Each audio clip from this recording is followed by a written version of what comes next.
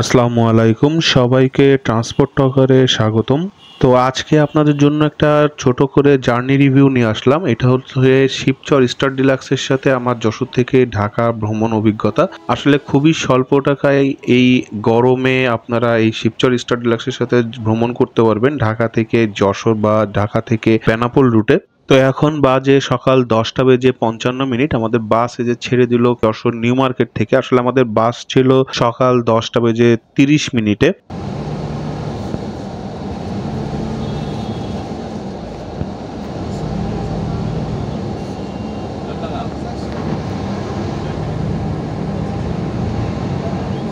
তো আপনারা এই যে দেখতে পাচ্ছেন বাসের লেগ স্পেস মোটামুটি বেশ ভালো। আসলে বাসগুলো 40 সিটের আর 700 টাকা হিসেবে সার্ভিস মোটামুটি বেশ ভালোই বলা যায়।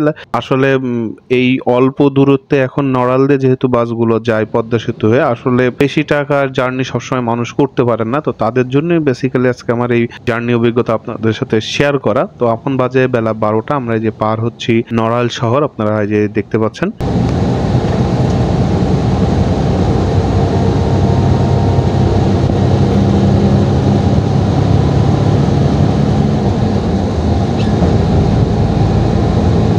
এখন বাজে দুপুর 12টা বেজে 40 মিনিট। আমাদের বাস এই যে চলে আসছে কালনা সেতু বা মধুমতি সেতুতে, আপনারা এই যে দেখতে পাচ্ছেন। আর যেহেতু এই বাসের ভাড়া খুবই কম, মাত্র 700 টাকা যশোর থেকে ঢাকা। আপনারা জানেন যে নন এসির ভাড়া 650 টাকা আর এসিতে মাত্র 700 টাকা। তো সেই জন্য কিন্তু আপনারা এখানে কমপ্লিমেন্টারি কোনো পানি পাবেন না, ইভেন কোনো ব্ল্যাঙ্কেটও কিন্তু তারা দেয় না। এটা কিন্তু আপনারা মাথায় রাখবেন।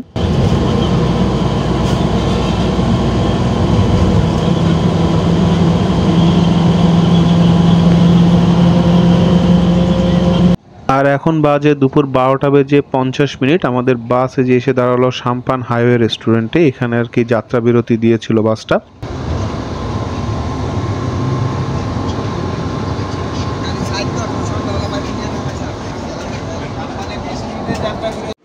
আর এই যে আপনারা দেখতে পাচ্ছেন আমি একটা চিকেন প্যাটিস নিয়েছিলাম। এই সাম্পানের এই চিকেন প্যাটিসটা আমার খুবই পছন্দের, তো এটাই আর কি নিয়েছিলাম।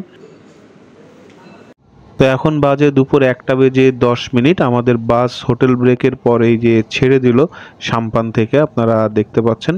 আর এদিন আসলে আমাদের যিনি ড্রাইভার ছিলেন মুরব্বী, উনি আসলে এই রুটে নতুন।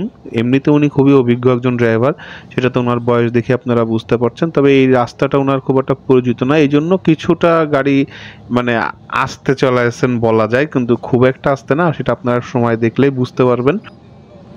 তো এখন বাজে দুপুর 1টা বেজে 40 মিনিট। আমাদের বাস এই যে এক্সপ্রেসওয়েতে চলে আসছে। রেবিন আকাশটা বেশ মেঘলা ছিল। আসলে এই জার্নিটা আমার বেশ কিছুদিন আগে করা, দেয়া হয়নি, কারণ আপনারা যারা আমার নিয়মিত দর্শক তারা জানেন যে আমি মাঝে শুধুই ঢাকা যশোর বা যশোর ঢাকা এই ভ্রমণগুলোই দিচ্ছিলাম। তাই এই একঘেয়েমিতা যাতে না আসে এই কারণে এই ভিডিওটা দেয়া হয়নি। তো এখন দেখলাম যেহেতু গরম পড়ে গিয়েছে, অনেকেই এই রুটে যাওয়া আসা করেন, তো তাদের যাতে উপকার হয় সেই কারণেই ভিডিওটা আর কি দিলাম। তো জার্নিটা কিন্তু বেশ ভালো ছিল, একেবারে যে খারাপ, মাত্র 700 টাকা বলে যে খুব খারাপ জার্নি ছিল এমন কিন্তু নয়, বেশ ভালো জার্নি ছিল।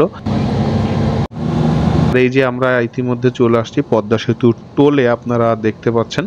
আর শিবচর স্টার ডিলাক্সের বাসগুলো কিন্তু বেনাপোল যশোর নড়াইল হয়ে এই বাসগুলো কিন্তু উত্তরা আবদুল্লাপুর পর্যন্ত যাওয়া আসা করে, এবং সারাদিনে খুব সম্ভবত 3 থেকে 4 ট্রিপ গাড়ি আছে আর কি এসি, সকাল এবং দুপুরে বিকালে রাত মিলিয়ে। তো আপনারা কাউন্টারে খোঁজ নেবেন, এবং তাদের সার্ভিস কিন্তু বেশ ভালো, আমার কাছে কিন্তু বেশ ভালো লেগেছে। এবং আরও একটা মজার ব্যাপার আপনাদের সাথে শেয়ার করি, সেটা হচ্ছে এই বাসগুলো যখন বেনাপোল থেকে ছেড়ে আসে, তো বাবুবাজার ব্রিজ দিয়ে বাসগুলো যায় না, এটা পোস্তগোলা ব্রিজ দিয়ে যায়। তবে বাবুবাজারে যারা নামবেন তাদের জন্য কিন্তু বাসটা বাবুবাজার বাস স্ট্যান্ড পর্যন্ত যায়, ওখান থেকে আবার গাড়িটা ঘুরিয়ে পোস্তগোলা হয়ে আসে। তো আপনারা দুই দিকের কিন্তু সুবিধাটা পাবেন, এটা আমার কাছে বেশ ভালো লেগেছে। এবং আমাদের এই বাসেও ঠিক তাই করেছিল, অনেক যাত্রী সেখানে নেমে গেছেন, তা কারোরই খুব একটা সমস্যা হয়নি সময়ের দিক থেকেও।